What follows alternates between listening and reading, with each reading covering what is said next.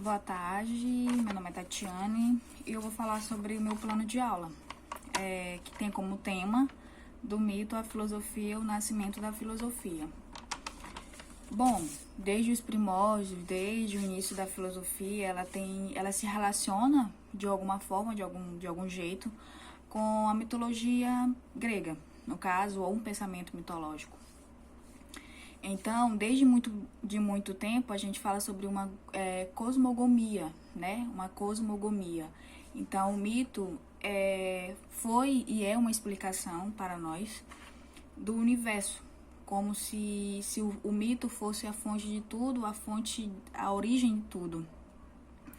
Então, quando a gente fala sobre a mitologia grega, os povos gregos, a gente lembra muito sobre a cultura grega, sobre como que os povos gregos, eles eram fixados pelo pensamento mitológico, pelo mito. Era como se fosse basicamente a religião deles, a crença deles, e a maneira também deles se ligarem, como a explicação para poder explicar a explicação da origem do universo. Então, a palavra cosmogonia, cosmo quer dizer universo e gomia quer dizer gênese, né? Então nesse sentido de gênese na Bíblia é o princípio de tudo, o início de tudo. Então, nesse sentido de gênese, do início, da criação do universo, de onde tudo se originou-se. E o mito é a forma mais remota, né, de crença pro povo grego. É o meio do indivíduo, né, no tempos deles, se relacionar sobre como o saber natural, de um modo geral, o mito está impregnado no desejo humano de afugentar a insegurança, os temores, a angústia, o desejo diante do desconhecido, diante do perigo da morte até então. Então, essa transcendência, porque o mito ele transcendiu para que a filosofia nascesse, essa transcendência do mito para a filosofia foi primordial, né, para o nascimento da mesma. Então, os deuses, Poseidon, Zeus, Hades, Afrodite e muitos outros deuses que faziam parte da mitologia grega, que fazem parte da mitologia grega, contribuíram de alguma forma, contribuíram para o nascimento e o princípio da filosofia, né? Então, foi importante, eles foram importantes para a filosofia, para esse conhecimento, da filosofia, do conhecimento racional, né, pensado de maneira sistemática, que surgiu na Grécia, né, em meados do século VI a.C. E então essa necessidade de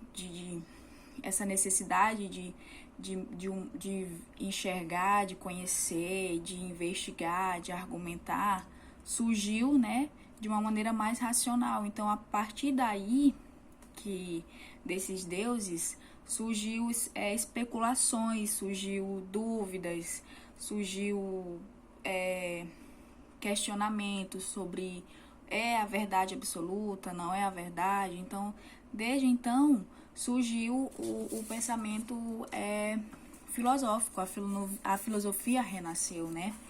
Então, a filosofia ali no início, né, do século VI, ela foi o primeiro filósofo reconhecido, foi Tales de Mileto, que foi o principal filósofo que deu esse passo, que deu esse início né? Que começou começou fazendo as perguntas, o que é isso, é verdadeiro. Então, desde então nasceu a filosofia, né? E também outro filósofo que veio como primordial, que foi Pitágoras, né? Que deu o termo muito conhecido, muito repercutido, e que é sobre filosofia, que é philos e sopia em grego, que significa amor, sabedoria, amor ao conhecimento, amar o conhecimento. Então, basicamente, nesse sentido que surgiu a filosofia, amar o conhecimento. Porque filosofia é conhecimento, filosofia é argumentação, é busca da verdade.